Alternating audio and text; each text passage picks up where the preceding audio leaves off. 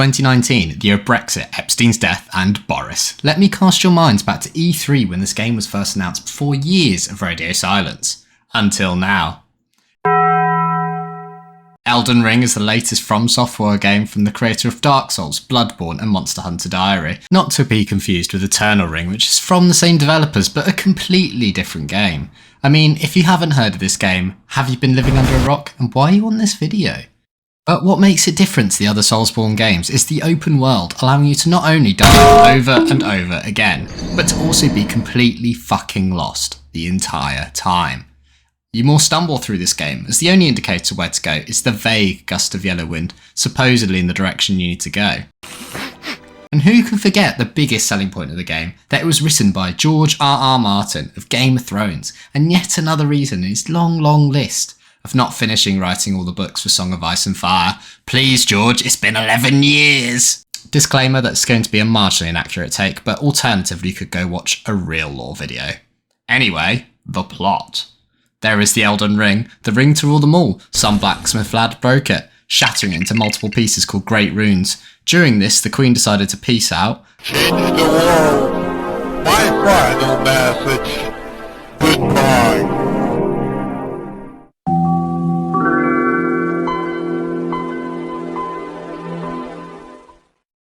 And the royal family all started fighting for shards of the ring. Much like most royal family fights, it ended in an episode of Oprah. Just kidding, they went to war. The plot is basically a love child between the usual Dark Souls gist, Lord of the Rings, and Dragon Ball Z, with a hint of Sonic. You wake up as a tarnished, much like the previous games you were dead, but now you're not. Your crippling alcohol addiction, liver cirrhosis had been too much. You reanimated on a floating island before being told to collect all the shards and combine them to get the ring to rule them all, and become the Elden Lord. Much like any British citizen on a Saturday night, after their first few pints of carling down spoons, you get overconfident and feel you can fight or shag anything. Ill-equipped and ill-prepared, you fight a ball of arms and die miserably. Again.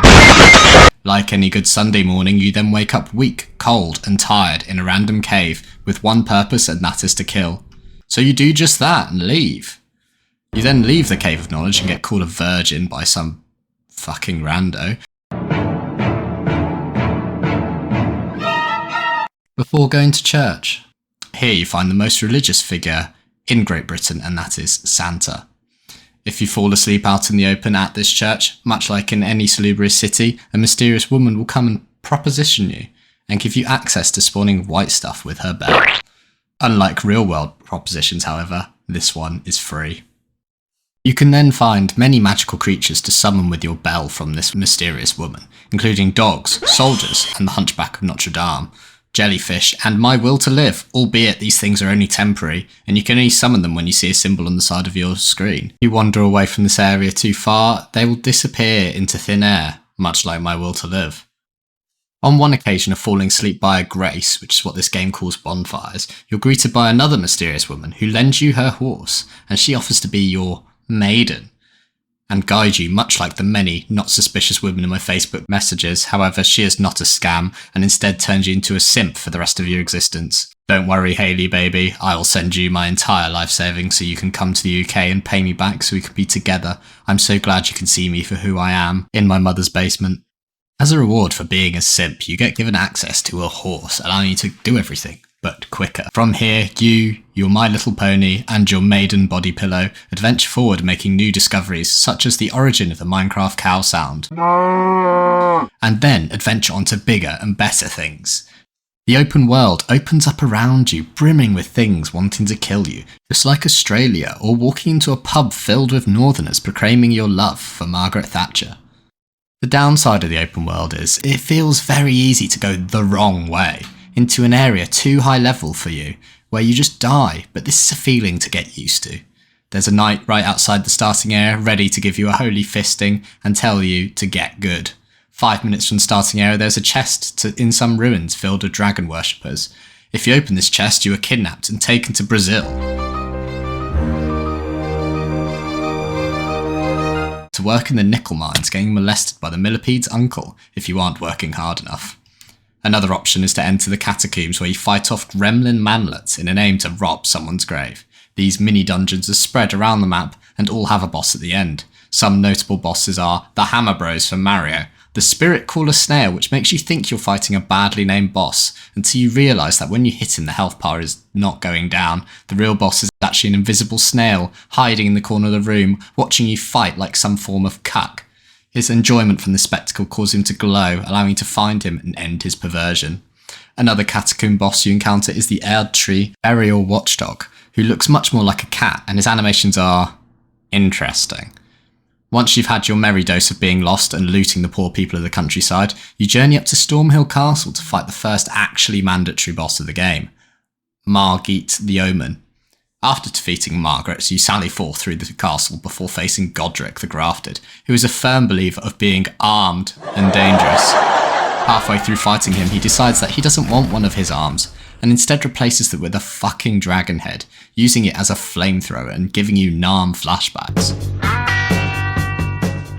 After you've defeated Godric with Spyro the Flammenwerfer, you find his servant disrespecting his corpse and realising that he is now a free house elf. It turns out that every time you die in this castle, this slave is siphoning 10% of your souls, so feel free to make some reparations.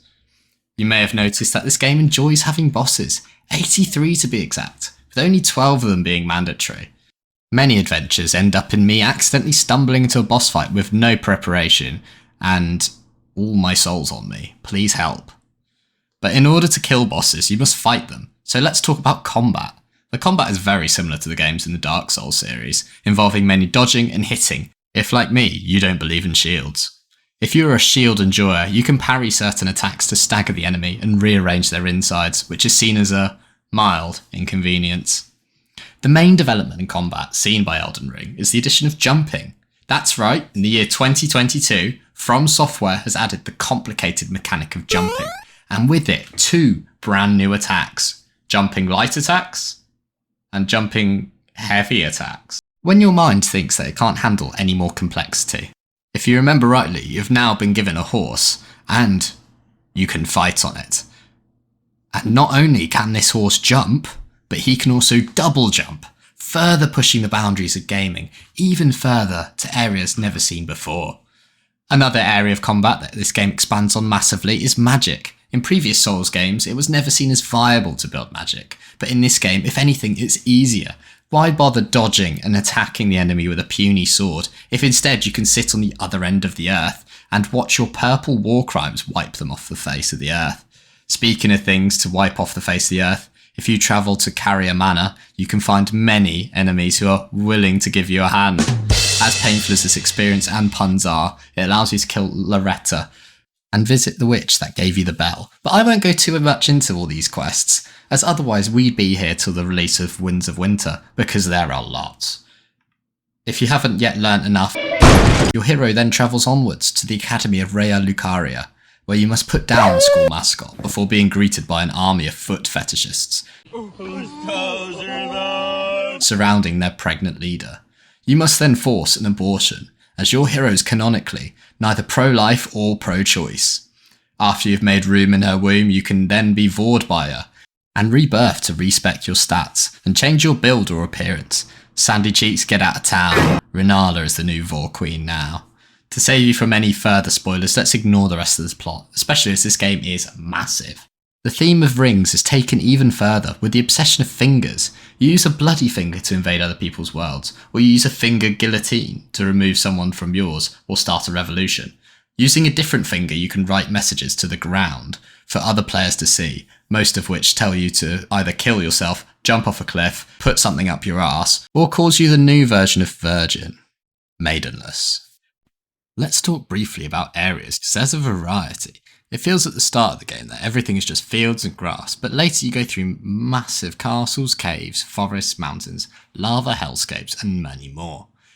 In these you fight a massive variety of enemies, from slaves, to knights, to mages, to ethereal jellyfish, to crabs, to Stretch Armstrong in lizard form, and many, many more. My favourite are the BDSM kink subs in Volcano Manor, squealing for their next meeting, and when you cut them, cum sprays out across the wall as they reach ecstasy. Now, many people tell you that to beat the game you need good armour, with good stats to pair up with your good skills. And as a man who believes in neither, as I play for the aesthetic, firstly, I made Squidward and made him a man of the faith, specialising in faith and dexterity. Then I acquire whatever armour looks best on him, including cross-dressing as a maid, a queen, and as whatever the fuck this thing is that haunts my dreams. But all in all, what you probably want to know is it fun? I mean, absolutely. Overall, it takes the already well-known Souls formula and expands on it to make it an all more rounded and developed system to enhance the experience further. And when you hit a brick wall of a difficult boss, unlike the previous games, rather than slamming your head over and over again until either your sanity breaks or they do instead, you could just go kill something else and come back stronger and try again. The only downfall of the open world, however, is it can be overwhelming, as there is so much to do, and it can often be difficult to know where to go, despite the yellow winds which are there to mitigate this. In summary, I rated a finger and 5 rings. This is how many rings are on the ringed finger weapon. That's right, you can use a club, which is rings, and a finger. If you enjoyed these ramblings, then please hit the serotonin buttons to encourage me to do more.